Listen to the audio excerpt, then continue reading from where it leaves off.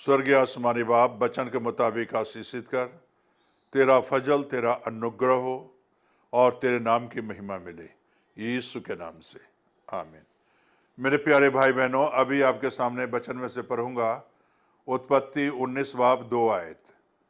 ही मेरे प्रभुओं, अपने दास के घर में पधारिए और रात भर विश्राम कीजिए और अपने पांव धोइए और भोर को उठकर अपने मार्ग पर जाइए। चौक में रहेंगे तो ये अच्छा नहीं है। मेरे प्यारे भाई और बहनों, जब दो फरिश्ते सदोम अमोरा में पहुंचे और ये परमेश्वर के दूत थे, तो वहां के सदोम और अमोरा के लोग परमेश्वर को जानते हुए भी वो दुष्ट बने हुए थे। वो धर्मी लोग नहीं थे। सदोम अमोरा के पाप में गिरे हुए थे, गुनाह में गिरे हुए थे। और जब लोत वहां से निकला और देखे किसे पाहुन है, हम इसे अपने घर ले जाएं, अगर चौक में रहेंगे तो लोगों ने इनके ऊपर अत्याचार करेगा, और मेरे घर में जाएंगे तो सुरक्षित रहेंगे। और जब घर ले गए तो मेरे प्यारे भाई बहनों, क्या हुआ? लोत के घर में जो है चारों तरफ गुनाहगार पापी लोग घेर लिए, सदोम अमोरा के लोग घेर लिए। और मेरे प्यारे भाई बहनों, लोत ये जानता था कि इनको चौक में रहना अच्छा नहीं है। जिस तरह लोत जानता था चौक में रहना अच्छा नहीं है, वहां के लोगों को जानता था। तो मेरे प्यारे भाई बहनों, लोत को तो चाहिए था उस जगह को छोड़ देना, उस जगह से निकलना, लेकिन लोत भी वहीं था, लेकिन धर्मी बनकर रहा। लेकिन मेरे प्यारे भाई बहनों, स्वर्गदूत ने कहा, जब घर के चारों इर्द गिर्द लोगों ने कहना शुरू किया, वो जो आया है नया इंसान, उसे बाहर निकाल, मैं उसके साथ दुष्ट कर्म करूंगा, दुष्टता का व्यवहार करूंगा। दरवाजे तोड़ने वाले थे।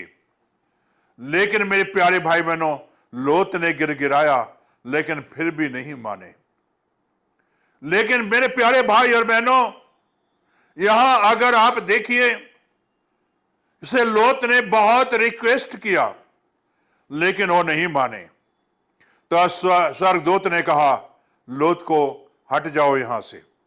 स्वर्गदूत ने हाथ ही उठाया और वो सब लोग अंधे हो गए। मेरे प्यारे भाई बहनों, यहां अगर आप देखें, परमेश्वर के दूत के आगे एक गुनहगार इंसान ठहर नहीं सकता, एक पापी ठहर नहीं सकता। इसी तरह जब दूसरी आमद होगी, कोई भी गुनाहगार स्वर्ग उठाया नहीं जाएगा। बादलों पर सब गुनाहगार नीचे ही रह जाएंगे। मेरे प्यारे भाई बहनों, जब स्वर्गदूत ने लोत को कहा, तुम्हारे और कोई रिश्तेदार हैं, कोई भी भाई बहन है, तो उसे लिया और भोर के समय निकल जा, और अब गंधक और आग गिरने वाला है। लोत अपने जवाइयों के पास गया। उस रास्ते को देखो जिस रास्ते पर वो चला, रास्ते पर गया, लेकिन उसकी जवाई ने नहीं माना। तुम्हारा दिमाग खराब हो गया होगा, अरे गंधक आग कहां से गिरेगा। वापस आया, घर में लेट हो रहा है, लेकिन फरिश्ते ने उसका बाह पकड़ा और बाहर निकाल दिया। चले जाओ, नहीं तो अब गंधक और आग गिरने वाला है। लोत ने रिक्वेस्ट की कि इससे मैं उस पहाड़ तक पहुंच जाऊं तब गंधक आग गिरे, मैं बुजुर्ग हो चुका हूं। फरिश्ते ने कहा, ठीक है। देखिए मेरे प्यारे भाई बहनों, जिस रास्ते से, जिस मार्ग से फरिश्ते आया और उस चबूतरे पर बैठा और वहां के लोगों को जाना, और लोत ने जाना, अपने घर ले गया। उस रास्ते को देखो, उस पाप के नगरी के रास्ते को देखो, गुनाह के नगरी के रास्ते को देखो। और स्वर्गदूत उस रास्ते पर चला, और वहां जब लोत ने घर लेकर गया, उस लोत के घर को जानो, और उस लोत के घर से जब लोत को बाहर निकाला, उस रास्ते को देखो, उस मार्ग को देखो से उस रास्ते पर जब लोत चला, और फरिश्ते ने एक बात कहा कि उसे पीछे मुड़ के ना देखना। लोत की बीवी ने देखा तो क्या हुआ? नून का खंभा बन गया। इसी तरह मेरे प्यारे भाई बहनों, इस वचन को अगर देखोगे और समझोगे तो पीछे मुड़ कर ना देखना, बल्कि जिंदगी में आगे बढ़ते चले जाना। जिस तरह के प्रभु के चेले आगे बढ़ते चला गया, पीछे मुड़कर नहीं देखा। लोत की बीवी ने देखा, नून के खंभे बन गया।